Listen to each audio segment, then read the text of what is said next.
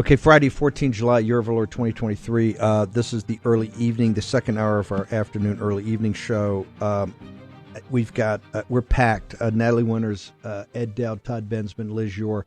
That's kind of like 27 Yankees, Murderers Row when you talk about hammers. Natalie's en route to Palm Beach, and so I want to get her first. She's going to be the co-host. Actually, now, Natalie, I think it's going to be like multiple co-hosts. We got Johnny McEntee. We've got Peter Navarro, you, me. I think Mike Lindell's going to be there. Tomorrow's show is going to be incredible. So people will be diving and hogging the mic. So it'll be great, Natalie. But on a serious note, this you got to help because I got Dowd coming in a minute. He's going to blow people's heads up on the situation in the UK on some of this disability data dealing with the vaccine. The cause of that, the last 48, 72 hours, even me, who has been on top of this from day one with you, I'm kind of overwhelmed at all these revelations and people coming out. But then you showed me either a letter or email this morning before the morning show that absolutely blew me away because, as you know, ma'am, we were banned and taken down, I think, from YouTube, Twitter, 5 or 6 other platforms because of us going after Fauci, specifically about a concept called gain of function research. Natalie Winters, what has the last 72 hours shown us about what the reality is of the bioweapons lab in Wuhan, China, ma'am? Sure. Well, two things. One, I'm always honored to be the token woman whenever War Room hits the road and co-host with you. I know my By the place. way, hang on. To be fair, you were the only girl on the fast pitch hardball team back in California with Harrison Ford's weak hitting son. So you're used to the all guy environment that is the rolling fraternity house that is the War Room. So thank you very much, man, for being part of it. Yes, I love me a good old boys club. But anyway, speaking of murderers row, that's something that Anthony Fauci, I think, should get pretty accustomed to because with a lot of the information that we've been seeing come out, particularly from the coronavirus subcommittee in Congress, specifically House Republicans, really some damning information in terms of how Anthony Fauci colluded with other NIH senior officials to really suppress the lab leak theory. And as we discussed a few days ago, really the major driving force behind this was to cover for the Chinese Communist Party. But I want to drill down on a particular email, which if the studio has, they can put up on the screen while I talk. But it's important just real quick to contextualize this email because there is a smoking gun in it, but I want to have the audience understand. So this comes on February 1st, 2020, so obviously the early days of the pandemic, but you can see it's an email from Anthony Fauci to other people in the NIH, and they're basically discussing, if you read all of it, which I encourage people to do, how they're going to basically artificially select a group of experts to quash the lab leak theory and advocate in favor of the natural origins. In other words, absolve the Chinese Communist Party and particularly the Wuhan Institute of Virology of blame. And remember, Anthony Fauci is on record multiple times saying that he never funded gain of function experiments, that the Wuhan Institute of Virology never engaged in this risky form of virus manipulation. But what's so interesting, and the reason why this piece of evidence, Steve, is really so jaw-dropping, is because this is the first time we've actually seen the G word, for lack of a better term, and that is gain of function, actually come from Anthony Fauci's mouth in the early days of COVID. And the highlighted portion there, I'll read it real quick.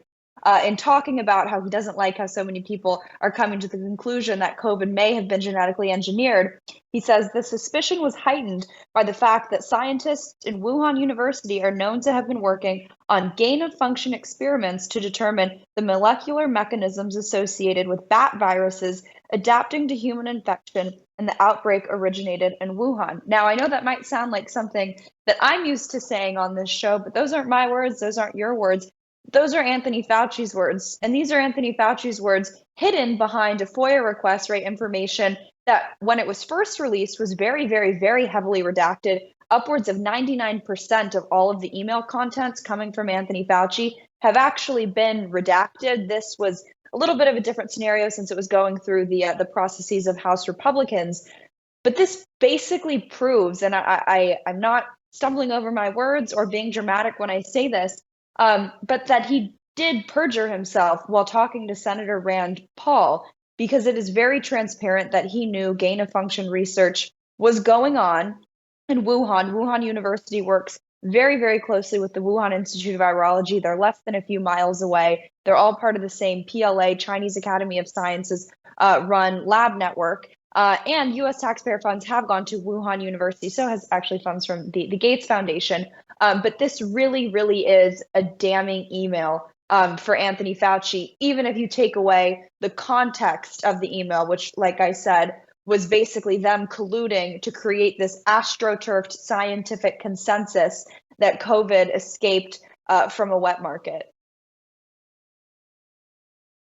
Okay, I want to go back into particularly the timeline of the 1 February. Remember, that was the first week. The impeachment was still going on. This is when we had shifted the show. We bifurcated. We're still going to do impeachment. We had started a pandemic back, I think, on the 20th.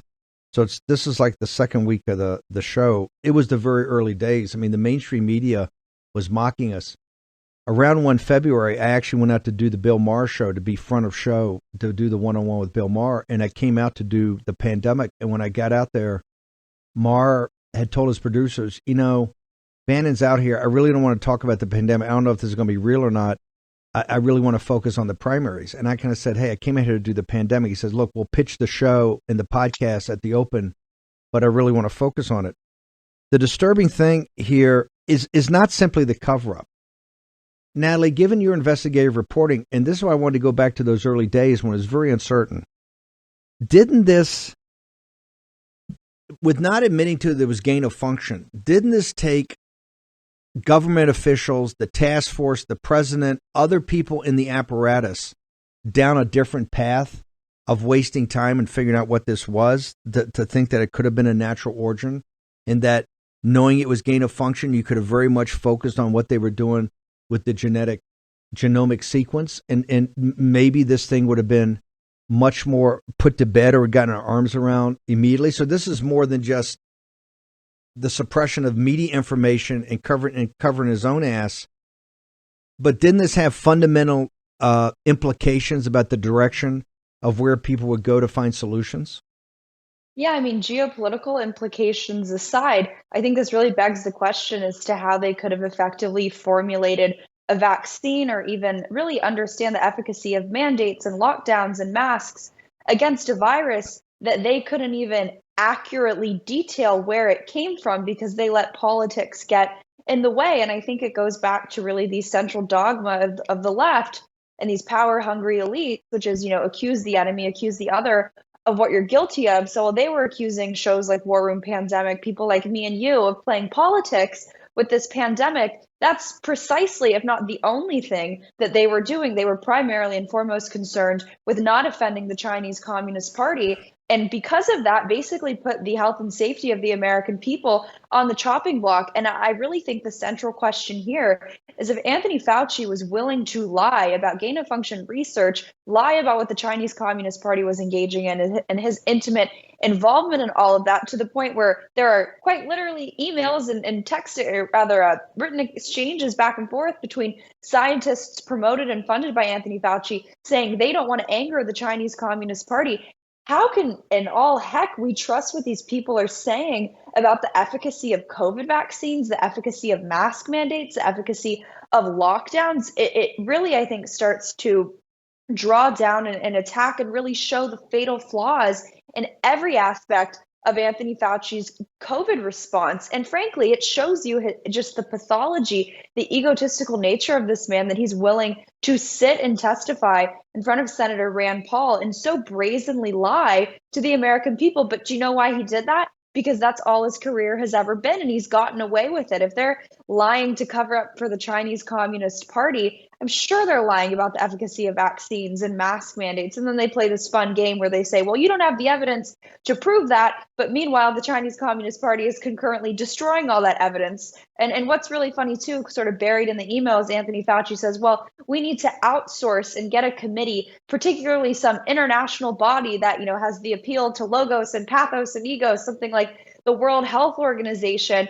have them convene a bunch of international experts to say COVID-19 developed naturally to dispel the lab leak theory. And it just shows you how these people have always played into the games of manipulation and optics and really exploited groups like the World Health Organization, like the World Economic Forum, like the United Nations to push an agenda that was never rooted in the science, but that had always been rooted in power and control, and first and foremost, defending the Chinese Communist Party.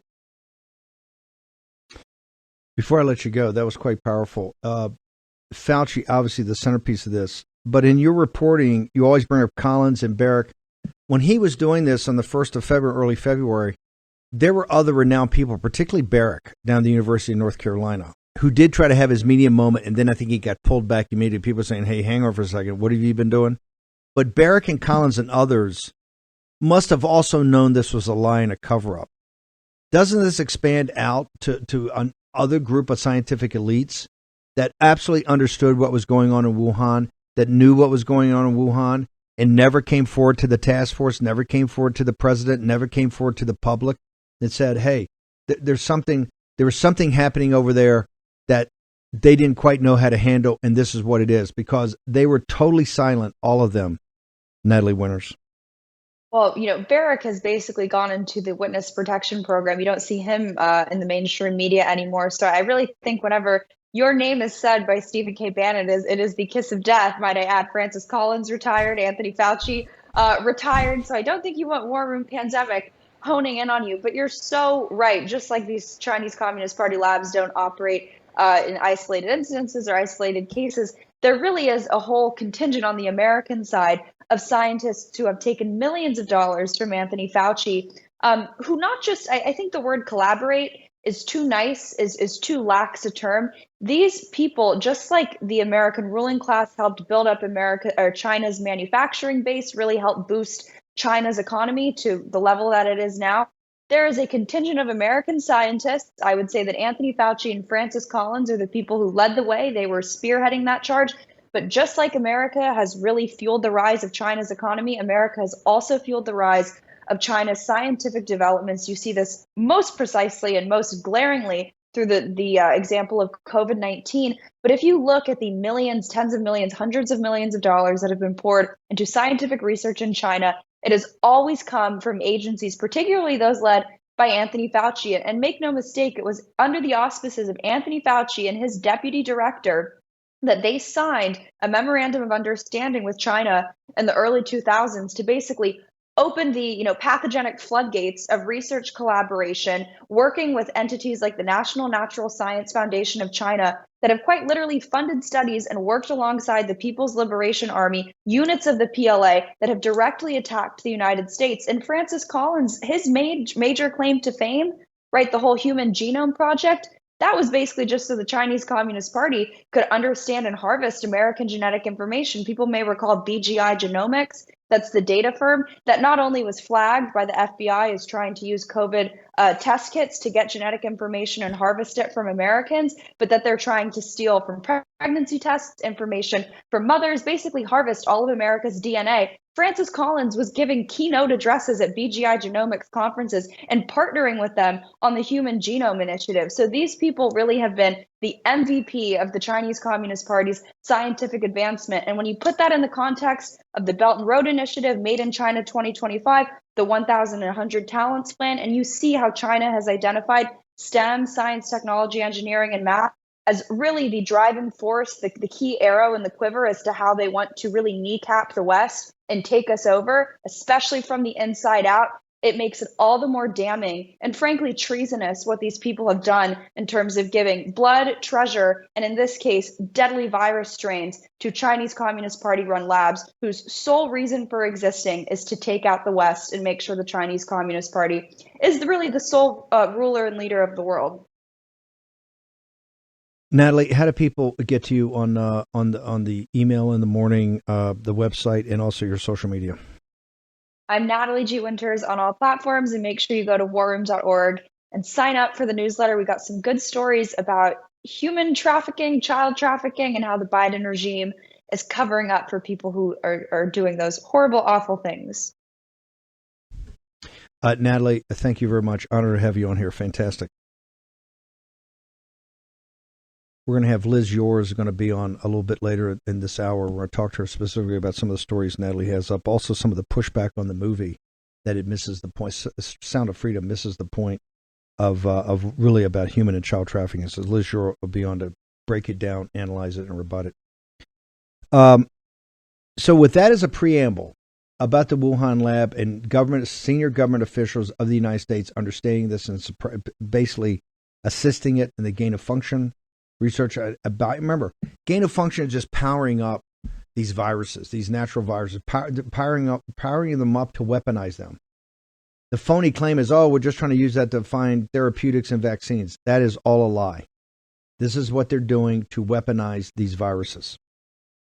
There's implication for that. Ed Dowd's on. Ed, you've got some pretty shocking information out of the UK, but I just want to make sure people connect the dots that this is because of what Natalie's talking about. The whole vaccine fiasco, all of it came, and you had the same amount of lies, same amount of misrepresentations. And just like we were mocked and ridiculed in the first weeks of this show back in 2020, when we talked about and walked you through, like we always try to do, nomenclature and structure and critical path and process, and talked about gain of function and talked about the Wuhan lab. And all the, the Washington Post came out and said, they're already doing a conspiracy, Myron. This came from a pangolin and, got bit by a bat 2,000 miles away, and somehow it came up to the lab. We said that was a lie at the time. We knew it was a lie. We knew what was going on, and you see what the results are. Same thing on the vaccine.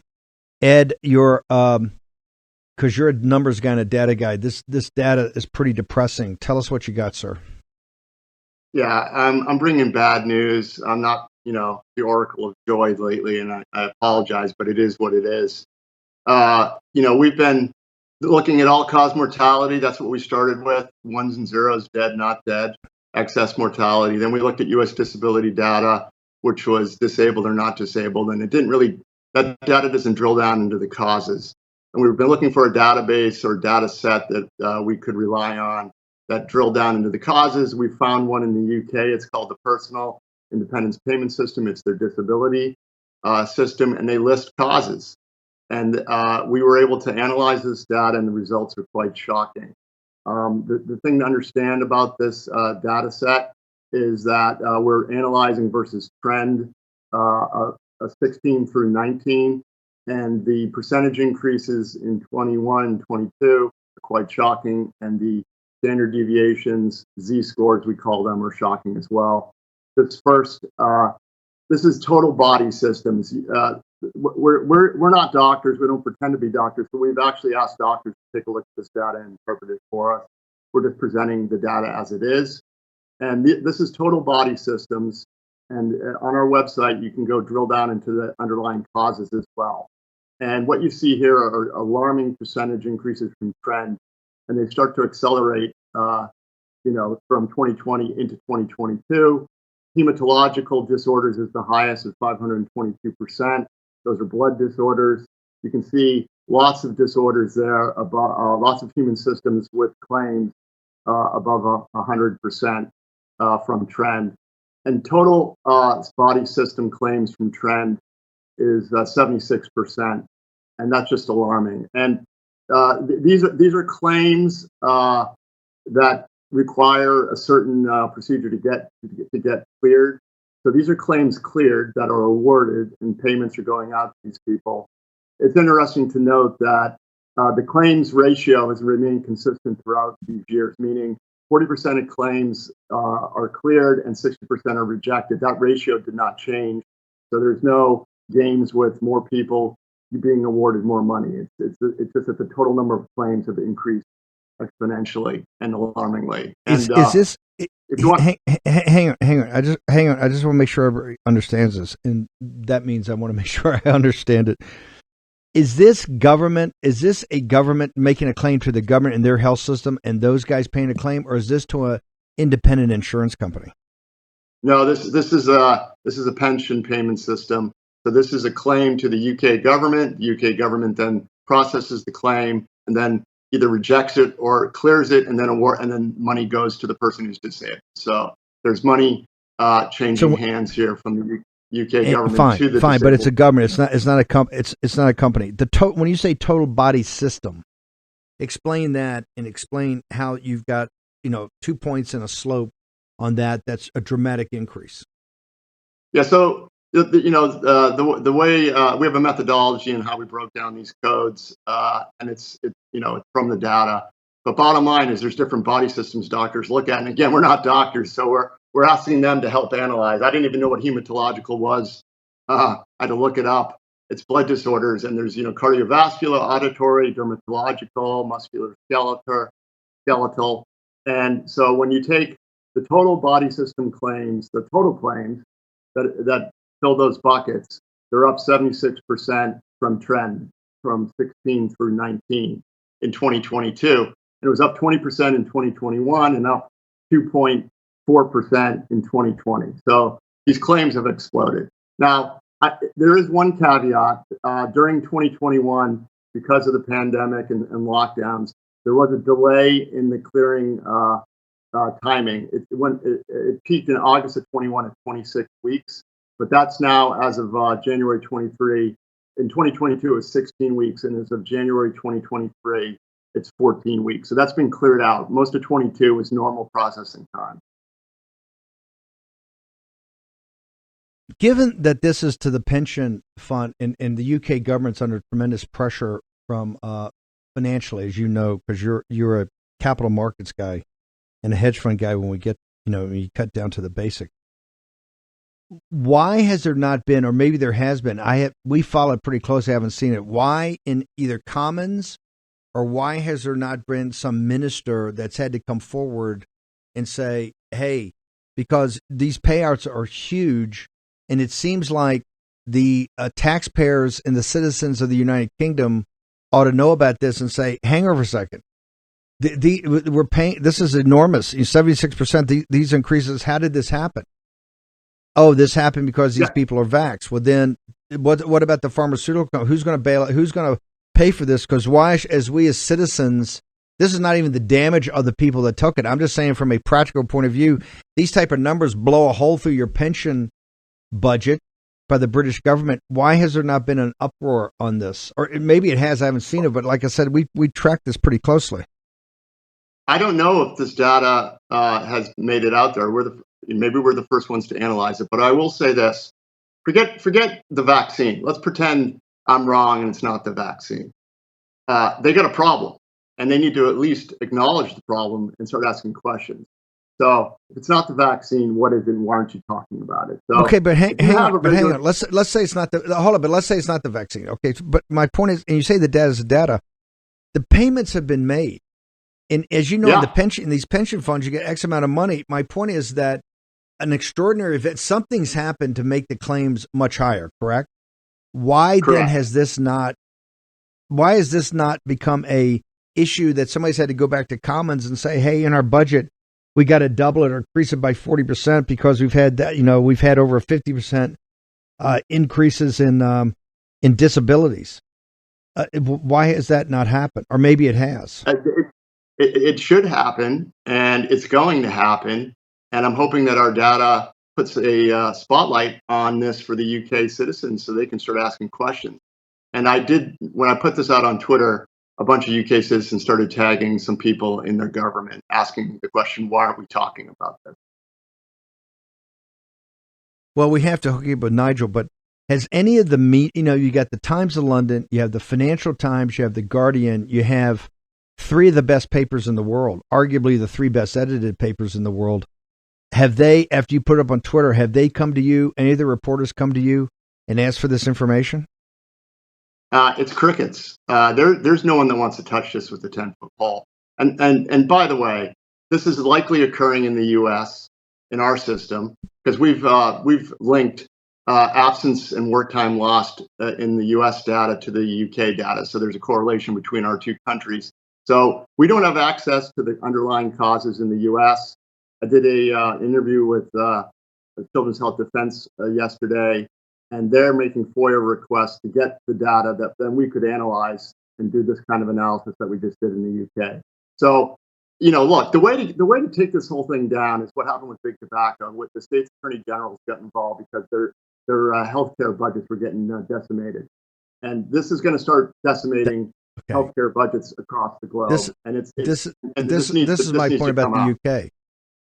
This you hit my point about the UK. I mean, they're in a real financial crisis because they don't know if they can raise taxes. They've got spending. They've now on the hook for this Ukraine situation. They've got big problems. Their healthcare system is falling apart. They have huge problems. They're the least able to take a hit like this right now and have to do a payout. Ed, can you just hang on for a second? Because I do want to ask you about capital markets. We're gonna take a quick break. We've got Liz Yore. There's been a lot of pushback. Look, there's a lot of things going on. There's AMC supporting the picture. There's AMC not supporting the picture. What's going on with that? But in a more important way, with Sound of Freedom, you're having a pushback now from people that are specialized in child trafficking. They say the picture really is romanticizing it or taking it somewhere in the conspiracy theory that the practical, if you want to shut this down, is not. It's not what to focus on. We're gonna have Liz Yore here, and of course, Todd Bensman, amazing piece, exclusive piece up in the Daily Mail of what we've been talking about the last couple of days about the Texas officials versus the federal officials. Daily Mail has a big exclusive from Todd. We're going to get him on here to explain it all to you. Ed Dowd's going to give us some capital markets updates when we return in the War Room.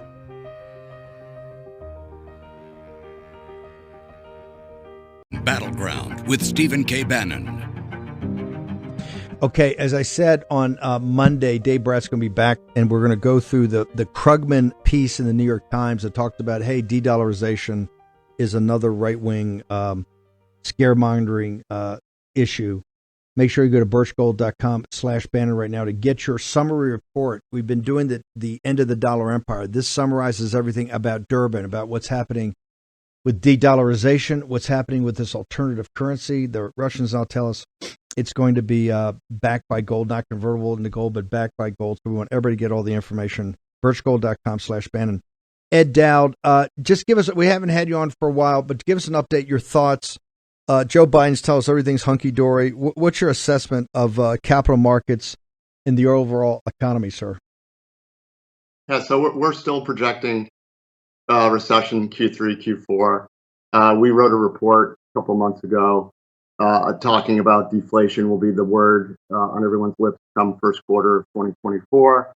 And, we're in this weird period of we call it the inflation roller coaster, where the monetary authorities respond, print money, causes inflation, then they have to raise interest rates. They're going to cause deflation and whipsaw the economies around. Then they'll have to come back and do another, obviously in the bottom of this recession that we expect that's coming, the Fed will turn tail and they'll have to print money again. So we're in this like endless cycle of crisis, inflation, deflation, and it's happening with too much frequency, as opposed to where they're able to kind of keep it together after the great financial crisis with some scary periods in between. But we're coming to, I call it the event horizon of the credit system, but it's slowly unwinding. Our early cycle indicators did tick up a little bit, but that's probably because the stock market is one of our early cycle indicators, and the stock market has been persistently strong, but it's underneath the covers of the stock market. It's basically 5 stocks, and the average stock is down on the year. So the underlying economy continues to be bad. Anecdotally, we're hearing about Airbnb.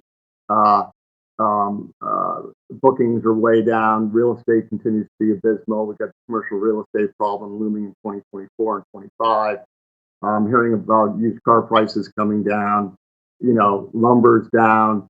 We're seeing it all over the place, and it's just a question of when the stock market gives up the ghost, and that's when the headlines will come. But the real economy is a disaster. Those of you that don't own stocks know what I'm talking about. You can feel the pain, and it's a disaster. So you're a big believer of this inverted yield curve, the most inversion of the yield curve since in 41 years. You're a believer. It's a call.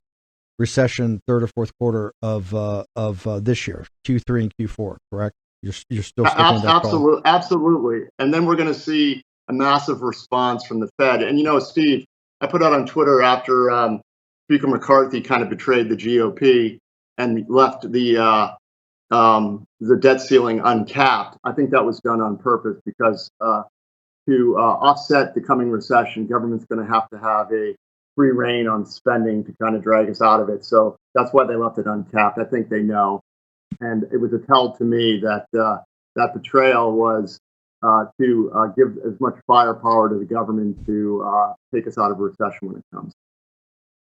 I agree with you 1,000%, sir. Ed, how do people get to all of the book? How do people get to all your analysis on deaths and other events related to the vaccine or to the pandemic? And then how do you get to your financial information? All right, I'll start with the Humanities Project is found at financetechnologies.com. That's PH instead of an F. That's all of our work. It's all up on the website. And this new report, I really want doctors to look at it. You can go into body system and then drill down into COGS. You can look at monthly and yearly data. You can look at Z-scores. You can look at total claims, and you'll see and try to explain maybe what's going on. I think it's obviously the vaccine, 150%. And cancers are now coming on in 2022. So we encourage doctors to look there. The book, Cause Unknown, can be found on Amazon. And then I'm available and dropping, financial information and the reports that we write at Finance Technologies on Twitter at Dowd Edward and Getter at Edward Dowd. Ed, thank you so much for joining us. Really appreciate it. Thank you. Want to go? We got Todd Bensman's got a major story in the Daily Mail, and Liz Yore. I want to bring in Liz next. Liz, this blockbuster movie that did it with no marketing budget, and people are giving standing ovations at the end of the film now, and packed houses throughout the country. It looks like it's going to have another huge weekend. The president's announced not only is he doing something in Bedminster next week, a special screening, he's going to talk about it. He put out a press release, as you know, about all the actions he took in the very first days of his administration to basically be the driver of action of shutting down this epidemic of trafficking of children for sex and overall sex trafficking. A number of articles I've sent you have come out with supposed experts and saying the movie actually will hurt because it gives a romanticized version of it or kind of a John Wayne version of it. And what they're talking about is a very little part of this and actually leads you off the mark. And there's actually a more sophisticated way to look at this. You've dedicated your life to this topic. You're one of the biggest hammers in shutting down child trafficking as a prosecutor. Who's correct here? Are there people in these articles I've given you where they say that this is off the mark and it's not really going to help, in fact, may actually exacerbate child trafficking for sex? Or do you think that the critics are wrong here, ma'am? I think this is utter nonsense. The American people understand that Sound of Freedom is a snapshot of human trafficking. My experience, and I had a major international case in Belgium where 6 girls were snatched off the street. The experts are now saying, "Oh, that never happens." The American people, I'm going to let everybody in on a secret. The American people are the ones that find missing children. And the left is desperate to tamp down their passion, their enthusiasm, their willingness to, form a legion of 5 million warriors for children to end this child trafficking. And look, Steve, it's so obvious what's going on. When the Department of Justice scrubs their website about international sex trafficking and child exploitation, both abroad and in the United States, they don't want us asking questions. And this invasion at the border is so catastrophic for children and human trafficking. We should have screaming headlines every day on a daily basis. This is, look, all we have to do is look at Europe to see what illegal migration has done to Europe. France is on fire. Is Italy going to be on fire next? Germany, Sweden? Look, we know that there are at least, and I would argue, more than 85,000 missing unaccompanied minor children. And we know this because there is a minority report in December of 2022. And so we know that we've almost had nearly 6 months more of unaccompanied minor children coming across the border. This report is chilling. the government is dropping these kids off with sponsors. They have no idea who these sponsors are. They aren't conducting background checks on these sponsors of these children. There are children from 157 countries. These children don't speak the language. We don't even have translators in this country for some of the languages of the people coming across the border. And so, look, the American people are ready to go to war to end this child trafficking crisis. Look, they understand there's a Jeffrey Epstein story, there's a Hunter Biden story, and quite frankly, I'm really thinking that the FBI has forfeited its opportunity and responsibility to investigate child exploitation. They sat on the Hunter Biden laptop, they're still sitting on it, where they could have uncovered international human trafficking. They could have uncovered child exploitation. They could have uncovered domestic human trafficking had they investigated that. But no, they sat on it. So now what are they doing? Now they're trying to wipe it completely off their website to keep the American people ignorant. And that's what they resent about this movie.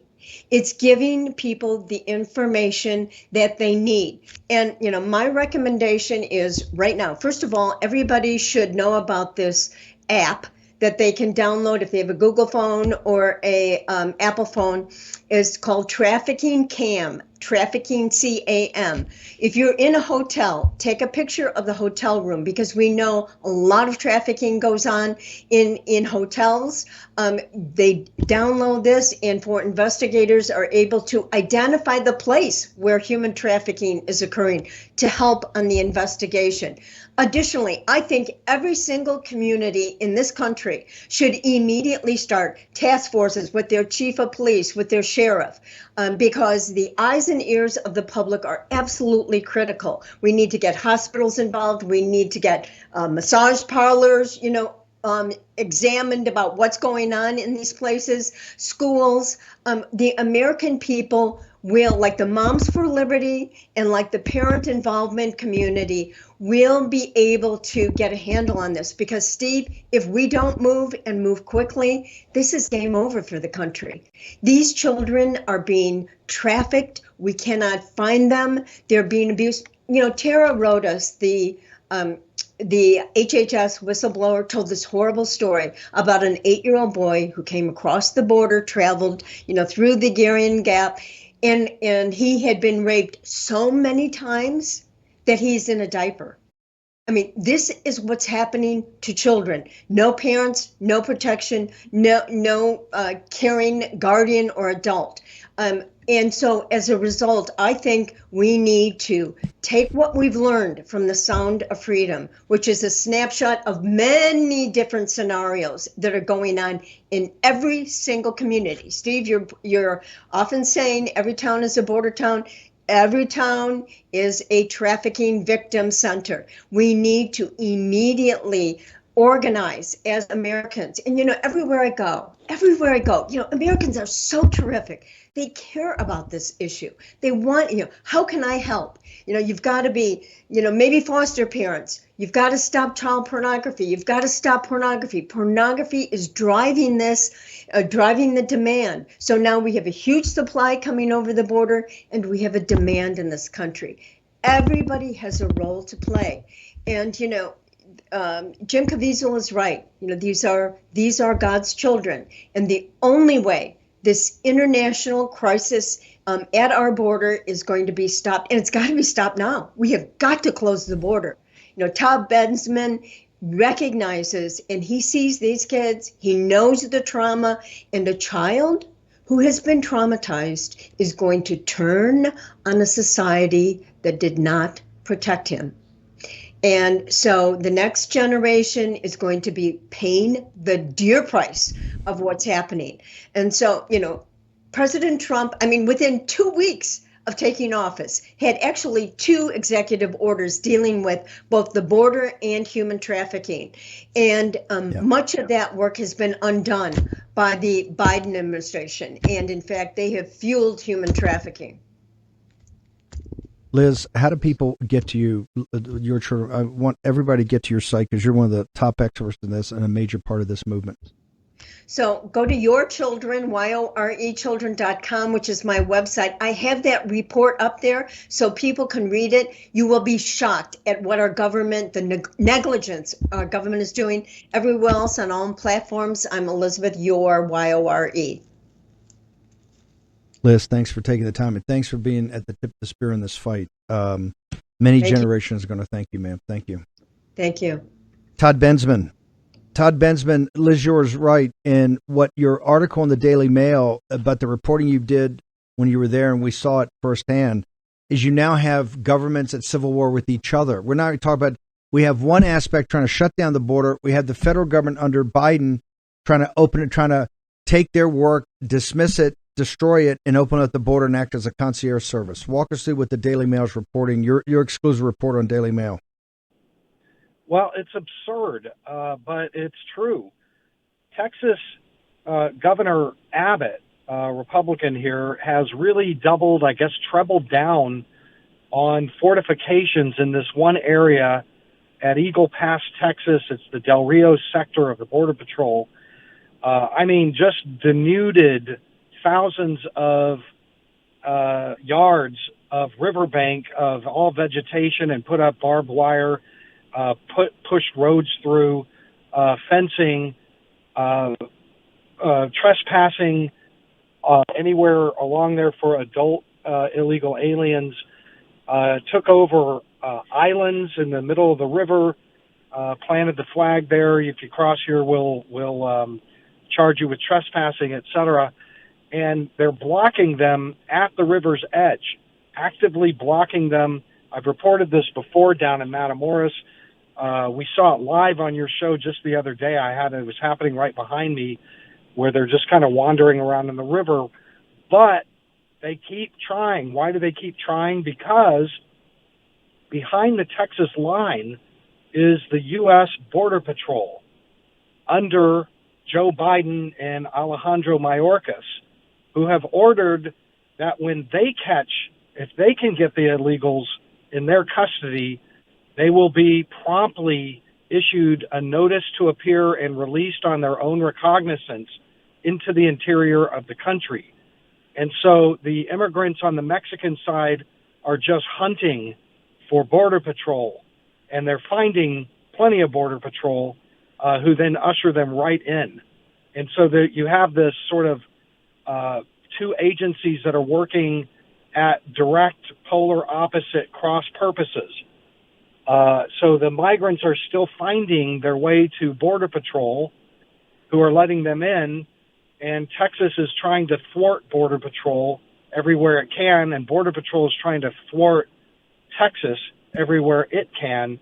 And I would say that Border Patrol overall is probably winning this, but it is definitely slowed. Texas has definitely slowed it down. I mean, you can see it. The immigrants return to Mexico. They can't just stand in the water over there all day long. And then they'll go hunt down Border Patrol at the far reaches of where Texas is occupying the riverbank, and they'll go around it there. Border Patrol is there waiting for them with open arms. And so it goes on in Del Rio. I think this is going to continue sort of escalating as we go and getting even more ridiculous.